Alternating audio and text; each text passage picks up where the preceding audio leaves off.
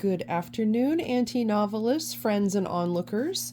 Welcome to this episode of Zettelkasten for Fiction, where imagination finds order.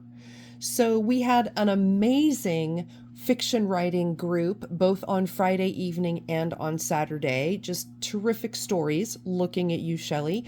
Awesome stuff. I'm so grateful to be attracting such a group of amazingly skilled and observant writers and just people who are enthusiastic about getting their work out into the world. It makes me so happy, and I honestly cannot wait to hold your books in my hands. So, with that said, I wanted to respond to Shelley's question about basically the work environment of Zettelkasten into writing. Okay, so let's just look at some of the pieces that I've given you, which are all different tools for getting your writing done. So first and foremost is the plot box. Now, you have to start somewhere. We have to have a common language with which to discuss the writing of stories. I chose to begin with the 8-point plot structure, and then I used author and writing coach Derek Murphy's plot dot system to suss out 24, I just lost my train of thought, 24, I believe, little bits and pieces that could be part of your story. Like this one is called Something Peculiar, or sometimes it's called The Disturbance. This one is called Grasping at Straws, and you can see that one is numbered 7003. So there are 24 of these little prompts, which could be something that happens in your story just to help you move it forward as you're putting your story together. And then, as we all know, there are 8 major plot points. So like this one, the 7006B card is the first plot point. Okay, so this tool, this plot box of a total of 32 potential beats, potential mile markers in your story, is just to help you get that story organized so that you can do the writing. Now, I hear you, my pantsers. Some of you just might take off and do the writing and then do the sequencing and the putting together of the story later. That's totally okay too. You do whatever works for you. I'm just giving you a system in case that's something that can help. So, within this, we have the 8 major plot points divided into 4 acts. That's just to help you sequence your story. The complement to that is what I like to call the plot sandwich. Again, it's just those major 4 acts divided among the potential 24 items that could be mile markers in your story. So this is a mobile version of this.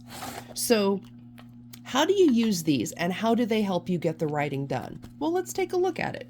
Let's look at something, for example, like in the last couple of videos, we've been talking about our experience collector. Remember that guy? And I was walking you through, first we went through the potential of something that's been abandoned as a part of your story.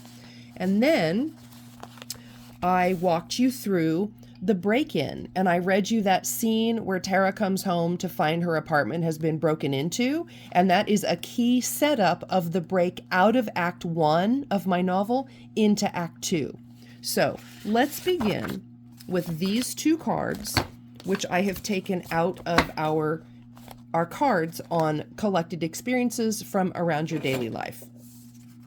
For this one, where I've got the break-in, okay, if I'm looking either in my little mobile plot sandwich, maybe I've taken some scene cards with me and I'm just sitting at a cafe and thinking, where could this go? Well, if her apartment is broken into at the end of Act 1, that gives me kind of a nice crisis point that's going to show some things about who she is as a character, maybe help me develop a mystery a little bit, because of course you're wondering who broke in and why.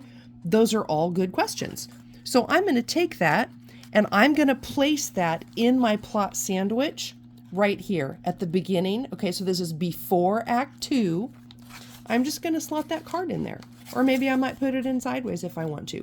That's just a placeholder to remind me when I sit down to do the writing I'm going to flip through to the first card that I come to, and oh, it's that card about a break-in, and I have it positioned right before Act 2. So I know this is part of the crisis or the break that takes us out of Act 1 and launches us into the action in Act 2. Okay? So if all I had was my plot box, I would do the same thing. I would take that card about the break-in, I would think about what does it mean or what does it say about my character, and then I would go back here to Act 2, and I would say, okay, right before Act 2, I've got the major marker for the first plot point, and right before that, I have a prompt card that says, pull out the rug. Ooh, that is a great prompt, because what does coming home to a break-in do? It pulls out the rug. So I would put that card right there as a placeholder to remind me as I'm flipping through these cards and writing scenes, I'm going to see pull out the rug. I'm going to see a break-in, and I'm going to set that card out when I'm ready to do my writing, and I'm going to write that scene using the details on the card. Okay? So that's how that piece works, using your plot points or your plot prompts as a guide. The next question, or the next piece of the question was, okay, so I've got my experience collector cards, of which there are at current count 62 of those guys. Holy cow, that's a lot of experiences. And then you've got your potential scene cards, which maybe you're collecting ideas for scenes. And then maybe you also have your character cards, of which you have a set that you've developed for each of your characters. So the question revolves around, where does all of this stuff fit in? That's a lot of collecting of things. Yes, it is. But here's how you break it down and think about it.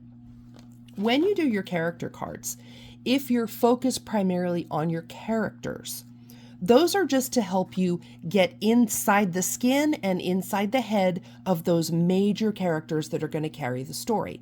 So that's the purpose that your character cards serve. Of course, you will always be adding things to these that you may then go and grab when, let's say, you get stuck at Act 3, which I have my story broken into 4 acts. 2 acts before the midpoint, 2 acts after the midpoint, because I just like how that feels. But let's say you get stuck writing in Act 3, and you come up to the prompts, which give you a plan of attack and a crucial role. And you're thinking, I don't really think I need a person or a thing to play a crucial role. That's not really important in this part of the story. So I'm going to lean into this plan of attack. And then you start thinking, ooh, that main character could play a critical role in that plan of attack. So I'm going to stick that character card there. And then maybe I'm going to pull the card about that character's biggest fears because it's going to hinder the plan of attack. So I'm going to place that fears card here. And then maybe there's another side character who's going to come up with the winning idea for the plan of attack. I'm going to place that side characters here. So when I go to write about the plan of attack, I'm going to grab that whole bunch of cards. I'm going to lay them all out. And that's what's going to give me the fuel and the reminder to write that scene. Okay, so that's how your character cards might play in. But you'll notice I'm using the plot box and the plot prompts as the breadcrumb trail whereby I follow it, and it also organizes my ideas for the story. And then finally, of course, you have scene cards. And this is just a little deck that I always keep in my bag. It's always with me in the same way that I suggested maybe keeping your experience cards. These things are kind of interchangeable because you might come across an experience of, say, let's just pick one at random. This one says exclusion. I might see a person sitting outside of a group. Ooh, maybe I see some school children. And there's a whole group of kids and they're playing together, and there's one kid who has been excluded and is sitting alone and reading rather than interacting with the group. I might make that observation and stick it on an experience card, or I might put it on a scene card instead. They serve the same function. They're just different iterations of collecting ideas that might help get these scenes written. So that gives you 3 ways of looking at how these idea collectors work in the environment of writing. Now, in the book, I talk about other forms of story besides the 8 plot points and the 4-act structure. This just gives us a common language that we can discuss the components of the story with. But whatever form you choose, you're always thinking about what things can I collect, be they experiences, be they ideas for scenes that maybe I have observed someone in a coffee shop doing something interesting and I jot down a scene card and then later slot that in where I think it might fit. Or if I'm just going through those character cards, which I've already lost in the box. Oh, here it is. I'm looking at those character cards and I'm thinking, ooh, this person's fear of animals, or this person's love of 1940s retro pastiche music, that could inform this scene over here where something is happening, and I think, oh, that could be really fun there, and I'm just going to slot it in as a reminder to write that scene. So I hope that helps break it down a little further. All of these pieces, ideas, experiences, observations, scenes, all of these things that you're collecting simply get filed over in your Zettelkasten, either by character, by under research, however you've got your box divided up, and we can go deeper into that. But ultimately, they all get filed and indexed so you can find them again, and then they get sectioned by using your plot box. Your plot box is the mechanism, the map by which you sequence those scenes and those ideas so that they get written into your story. So I hope that was helpful. We will continue going down this road and looking at different ways of using the components that you're collecting, because I know, number one, it's a lot of stuff to collect. I mean, I have piles of cards that would terrify you because they're so big and vast. They terrify me. That's why they're filed over in the Zettelkasten. We will also go through some of the other kinds of components that you can collect and use, all in service to getting those characters developed and getting those scenes written so that you can get them into your story. So that's it for today. As always, thank you so much to everyone who is coming with me on this journey. I've got the book Zettelkasten for Fiction, parts 1, 2, and 3 are locked down. Those are tight, great drafts. I'll be working on sections 4 and 5. Today is Monday, September 23rd. I will be here in the city for the rest of this week, and then we pack up on Saturday and we leave. I will be completely off the grid for 8 days at a writing retreat up at our ranch in Gillette, Wyoming. So that will just be time that I can finish writing parts 4 and 5 of this book for you. My goal is, when I come back from that trip, I will have the finished Zettelkasten for Fiction manuscript all done, drafted out, ready to go to my critique partners, and then ready to start putting that final draft together. So we are on the home stretch now. I am so excited to get this book out and start getting your feedback and see what you guys think. So I will leave you there for today, and I will see you tomorrow. As always, thank you for being here with me.